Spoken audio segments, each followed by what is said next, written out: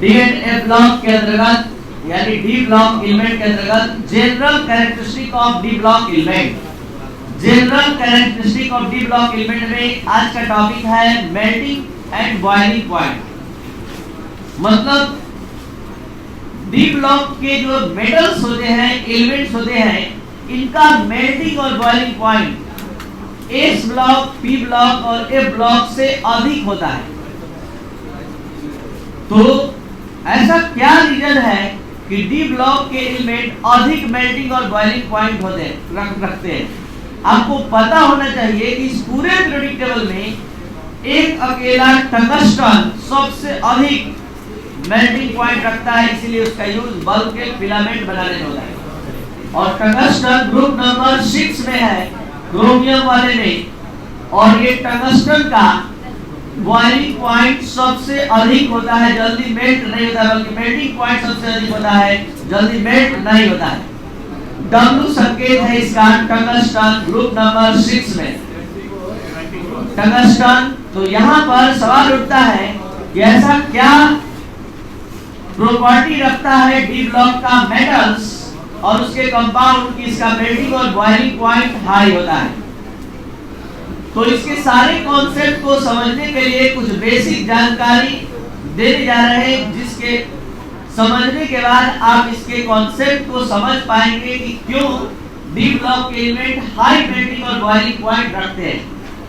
इसके लिए हम आपके सामने फर्स्ट ट्रांजिशन सीरीज के 10 एलिमेंट को सामने लाए हैं। ये scandium, titanium, vanadium, chromium, manganese, iron, cobalt, nickel, copper, zinc. यहाँ एक एलिमेंट का कॉन्फ़िगरेशन पूरा डिटेल में दिखा है। Scandium 21 configuration 1s2, 2s2, 2p6, 3s2, 3p6, 4s2, 3d1 ध्यान दिया जाए। ये configuration n+n rule of bound principle पर है।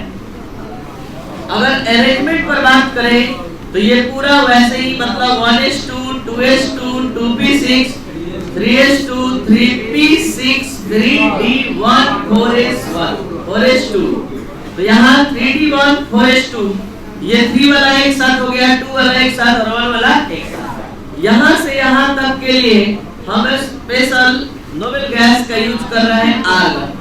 और अब हो गया 3d1, 4s2 और इसका कॉन्फ़िगरेशन उठाकर हम यहाँ लाए। अब हम स्कैंडियम से जैसे ही टाइटेनियम की ओर आगे बढ़ेंगे, बट पर ध्यान दिया जाए अच्छे से, तो यहाँ 3d1 के जगह पर 3d2 हो जाएगा। यहाँ पर एक इलेक्ट्रॉन इंटर करेगा 3d2, यहाँ 3d3, यहाँ आने पर 3d4 का होकर 3d5 क्यों हो गया? 11th क्लास में इलेक्ट्रॉनिक कॉन्फ़िगरेशन समझाते समय बताया गया था कि जब किसी एलिमेंट के आउटर ऑर्बिट में यानी कि आगे आने वाले सेल में इलेक्ट्रॉन प्रेजेंट हो और कोई सबसेल अपने हाफ फिल या फुल फिल के नजदीक हो, जैसे डी का हाफ फिल 5 होता है और फुल फिल 10 होता है, तो हाफ फिल का नजदीक हो गया 4 और फुल फिल के नजदीक हो गया 9। तो अगर 4 रहेगा यानी हाफ फिल के नजदीक है, तो आगे के ऑर्बिट से इलेक्ट्रॉन खींचकर अपना हाफ फिल पूरा कर लेगा। जो नहीं समझे दोबारा समझ सकते हैं। यहाँ कॉपर का स्थिति बन रहा है 3d9, 4s2, तो ये अपने फुल फिल के नजदीक है, तो आगे के ऑर्बिट से इलेक्ट्रॉन खींचकर ये 3d10 कर लेगा स्टेबल होने के लिए। यहाँ पर 3d5, अब एक इलेक्ट्रॉन और बढ़ गया 4s2, यहाँ 3d5 हो गया मैग्नीज में, और यहाँ देखिए 3d6, इसमें एक और बढ़ गया, फिर 3d7, 3d8, यहाँ 3d9 होना चाहिए था, एक खींच लिया इसमें से 3d10 और 3d10 4s2। हमको इसमें स्टडी क्या करना है? हमको स्टडी करना है अनपेयर्ड इलेक्ट्रॉन का। जैसे हम स्कैंडियम में अनपेयर्ड इलेक्ट्रॉन का स्टडी कर रहे हैं, तो यहाँ पर 3d1, 4s2 को फिल करेंगे, तो डी में कितने अनपेयर्ड हैं? 1, 3d1 और 4s2। अगर हम आपसे पूछे कि बताइए कुल कितना अनपेयर्ड है, टोटल अनपेयर्ड कितना है? 1, तो 1 अनपेयर्ड है स्कैंडियम। अब चलते हैं टाइटेनियम 3d2, 2 अनपेयर्ड, कितना अनपेयर्ड? अब वेनेडियम कितना अनपेयर्ड? 3, 3D 3 देखकर बढ़ा दिए, यहाँ रहे तो 3D 5 और 4S 1, टोटल कितने अनपेयर्ड? 5 और 1, यहाँ 6 हो गया। अब चलते हैं Mn में, Mn में 4S2 है, देखिए ध्यान से 4S2। मेल्टिंग और बॉइलिंग पॉइंट का जो मेन कॉन्सेप्ट है, सारा खेल अनपेयर्ड पर। इसका मेटालिक बॉन्ड बनाने का कैपेसिटी, इसके कोवैलेंट बॉन्ड बनाने का कैपेसिटी, इसलिए बारीकी से डिस्कस कर रहे हैं, ध्यान दीजिए, तुरंत सारा कॉन्सेप्ट आपके सामने रहेगा। यहाँ जल्दी बताइए कितना अनपेयर्ड? 6 हो गया इसमें, और इसमें कितना? 5, और इसमें कितना अनपेयर्ड? यहाँ देखिए एक का पेयर लगने जा रहा है, कितना अनपेयर्ड हो गया? 3D 7, कितना अनपेयर्ड अब बचा? अब देखिए 3D 8, कितना अनपेयर्ड? देखिए 3D 10, कितना अनपेयर्ड हो गया? 1, और ये देखिए पूरा फुल 0। देखिए बढ़िया से, फर्स्ट 4 एलिमेंट में अनपेयर्ड इलेक्ट्रॉन की संख्या बढ़ रही है, और बाद के सारे एलिमेंट में अनपेयर्ड इलेक्ट्रॉन की संख्या धीरे धीरे बढ़ रही है। अब आप मेल्टिंग और बॉइलिंग पॉइंट टॉपिक समझने के लायक, इसका कॉन्सेप्ट अब हम बनाने जा रहे हैं, ध्यान दिया जाए।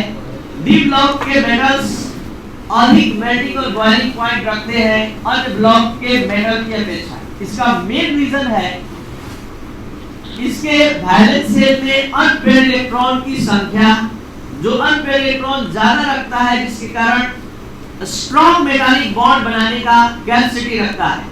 ज्यादा से ज्यादा एटम से कोवैलेंट बॉन्ड बनाकर ये कॉम्प्लेक्सिटी बढ़ाता है।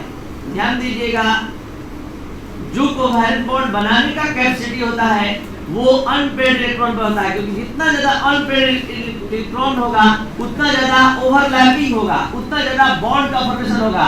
तो कॉन्सेप्ट यही कहता है, greater the number of unpaired electrons stronger will be metallic bond. यानी कहने का मतलब है जितना ज्यादा अनपेयर्ड इलेक्ट्रॉन होगा जिसके पास, उतना ज्यादा स्ट्रॉन्ग मेटालिक बॉन्ड बनाएगा।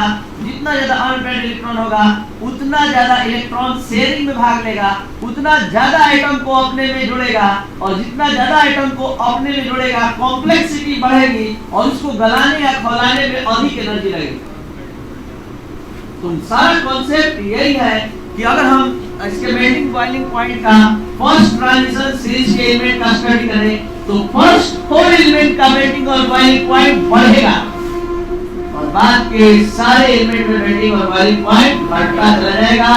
क्योंकि यहाँ पर देख लीजिए अनपेयर्ड इलेक्ट्रॉन की संख्या कम हो रही है, कोवैलेंट बॉन्ड बनाने का कैपेसिटी, मेटालिक बॉन्ड के स्ट्रॉन्गनेस का कैपेसिटी घटेगा बाद के एलिमेंट में। लेकिन शुरू के 4 एलिमेंट में क्यों होगा ऐसा? क्योंकि शुरू के 4 एलिमेंट में अनपेयर्ड इलेक्ट्रॉन की संख्या लगातार बढ़ रही है। तो अनपेयर्ड इलेक्ट्रॉन की संख्या बढ़ने से मेटालिक बॉन्ड बनाने की क्षमता, मेटालिक बॉन्ड उतना ही ज्यादा स्ट्रॉन्ग हो जाता है। जितना ज्यादा कोई मेटालिक आयन उसके कर्नल्स इलेक्ट्रॉन के सी में डूबते हैं, जितना ज्यादा उसके चारों तरफ इलेक्ट्रॉन होता है उतना ज्यादा वो फोर्स ऑफ अट्रैक्शन से बनता जाता है और उसका बॉन्ड स्ट्रॉन्ग होता रहता है। और जितना कम इलेक्ट्रॉन होता है उतना कम कोवैलेंट बॉन्ड, उतना कम मेटालिक मतलब कम स्ट्रॉन्ग जो है मेटालिक बॉन्ड बना पाता है। इसलिए मेल्टिंग और बॉइलिंग पॉइंट लो हो जाता है। आपको बता दें कि इसी सीरीज में एक अकेला एलिमेंट है जिंक, जिसको आप हाथ से भी अगर टच करेंगे इतना मुलायम होता है कि मुड़ जाता है। कारण है इसके पास अनपेयर्ड इलेक्ट्रॉन 0 है, ये उतना ज्यादा मेटालिक स्ट्रॉन्ग मेटालिक बॉन्ड नहीं बना पाता है, उतना ज्यादा कोवैलेंट बॉन्ड बनाने का क्षमता नहीं है, और इसलिए इसको ट्रांजिशन मेटल नहीं कहा जाता है। क्योंकि ट्रांजिशन मेटल का कैपेसिटी है उसका मेल्टिंग और बॉइलिंग पॉइंट हाई होता है, जबकि इसका मेल्टिंग और बॉइलिंग पॉइंट लो होता है। अगर जिंक के ग्रुप में स्टडी करिएगा तो जिंक के ग्रुप में है Cd और Ag, एक अकेला एलिमेंट उसके ग्रुप में ऐसा भी है जो सॉलिड छोड़िए लिक्विड स्टेट में पाया जाता है, ठीक है, वो है मरकरी। तो इसका मेल्टिंग मतलब बॉइलिंग पॉइंट इतना कम है कि रूम टेम्परेचर पर ये बॉयल होता हुआ लिक्विड स्टेट में पाया जाता है, मेल्ट हो जाता है, इसका मेल्टिंग पॉइंट इतना कम है। तो कहने का मतलब है कि ये फुलफिल सबसे रखने के कारण या अनपेड इलेक्ट्रॉन नहीं रखने के कारण इसका मेल्टिंग और बॉइलिंग पॉइंट क्या होता है, लो होता है। तो आपका टॉपिक था मेल्टिंग एंड बॉइलिंग पॉइंट। एक बार फिर से ये सारे टॉपिक के कॉन्सेप्ट को समझ लीजिए। D block elements exhibit high melting और boiling point because it contains greater number of unpaired electrons and form a strong metallic bond and held together strong metallic bond, और ये कह सकते हैं कि ज्यादा से ज्यादा ये कोवैलेंट बॉन्ड का फॉर्मेशन कर पाते हैं। इसके कारण ज्यादा से ज्यादा एटम को एक दूसरे से जोड़ते हैं और इसकी कॉम्प्लेक्सिटी बढ़ती है, हार्डनेस बढ़ता है, और आप इसको गलाते या खौलाते हैं, मेल्ट करते हैं या बॉयल करते हैं तो अधिक एनर्जी खर्च कराता है। लेकिन वो मेटल ज्यादा कराता है जिसके पास अनपेड अधिक होता है। अगर हम फर्स्ट ट्रांजिशन सीरीज के मेल्टिंग बॉइलिंग पॉइंट का स्टडी करें तो स्कैंडियम से लेकर क्रोमियम तक मेल्टिंग बॉइलिंग पॉइंट बढ़ता है, और मैग्नीज में थोड़ा कम और आयरन में उससे कम, यानी लगातार अब यहाँ से मेल्टिंग बॉइलिंग पॉइंट बढ़ता जाता है और लास्ट तक जिंक में बहुत ही कम है। तो इसका मेन कारण है अनपेयर्ड इलेक्ट्रॉन। ये अनपेयर्ड इलेक्ट्रॉन ही शेयरिंग में भाग लेता है, जब पेयर्ड इलेक्ट्रॉन होता है वो शेयरिंग में भाग नहीं लेता है। और अनपेयर्ड इलेक्ट्रॉन ही मेटालिक बॉन्ड मतलब ज्यादा स्ट्रॉन्ग का रीजन है। तो ये है आपका मेल्टिंग और बॉइलिंग पॉइंट। थोड़ा सा अलग से अगर इस टॉपिक को और ज्यादा स्ट्रॉन्ग मजबूत आपको करना है तो आप मेटालिक बॉन्ड का नॉलेज रखिए। मेटालिक बॉन्ड में क्या होता है कि मेटल के सरफेस पर उसके कर्नल्स होते हैं और उसके द्वारा लॉस किया गया इलेक्ट्रॉन, तो जिसके पास जितना ज्यादा इलेक्ट्रॉन होगा उतना ज्यादा वो अपने द्वारा लॉस किए गए इलेक्ट्रॉन के सी में समुद्र में डूबा रहता है और उतना ज्यादा हाईली फोर्स ऑफ अट्रैक्शन से बंधा होता है। तो सोचिए कि ज्यादा फोर्स ऑफ अट्रैक्शन से बंधा रहेगा अगर कोई ज्यादा इलेक्ट्रॉन का इसके पास रहेगा अनपेयर्ड, तो चारों तरफ से टाइटली ये बंधा रहेगा, चारों तरफ से ये टाइटली बंधा रहेगा। तो इस केस में क्या होता है, ये मेटालिक बॉन्ड स्ट्रॉन्ग पड़ता है, और जब इलेक्ट्रॉन ही कम रहेगा तो कम मतलब फोर्स वाला मेटालिक बॉन्ड बनता है।